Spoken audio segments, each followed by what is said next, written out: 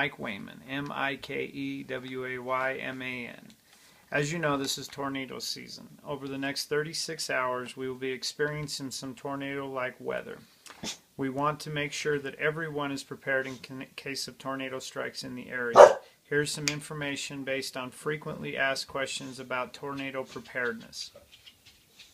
Hi Mike, what kind of warning will the public have? We have emergency broadcast system available if there is a tornado likely.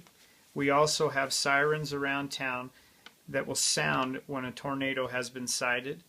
And please keep watching the news for up-to-the-minute coverage of weather reports. How can the public prepare for a tornado? Well, people need to have fresh water and food supplies in their homes. There's a good chance that electricity will be knocked out after a tornado. If your home has electric heat, you need to have extra blankets and clothing for warmth for you and your family members. There's no way to know how long the power outage will last or the affected area that it will consume. People need to have at least 72 hours worth of food and water as a good starting point. And you need to take into consideration that this food needs to be food that does not need to be refrigerated, as well as you need to have extra water for cleaning purposes like your dishes, your clothing, etc.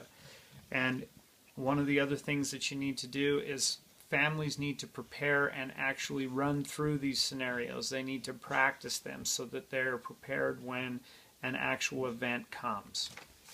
Can I prepare my home for a tornado? Absolutely.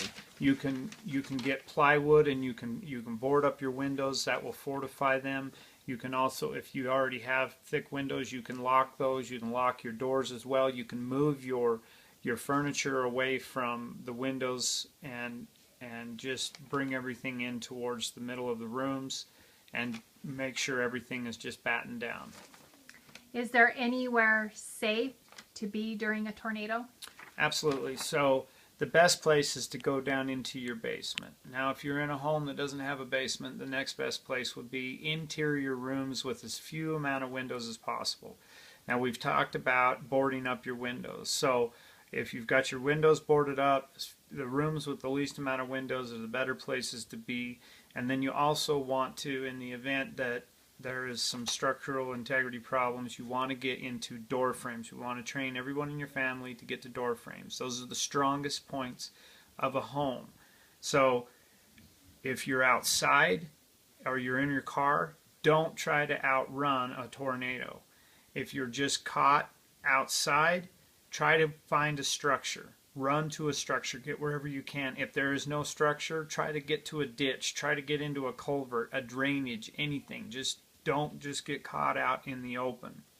So making sure that our communities are safe, the preparedness for our communities, and back to that same thing, finding these scenarios, practicing them, and getting back to the preparedness of this, we believe that will prepare our communities for all sorts of adverse conditions, including tornadoes. And we believe this will prepare us. And if you have any further questions about tornadoes or other events, please contact us at our department, and the number is 801-867-5309. Thank you for your time. Thanks, Mike.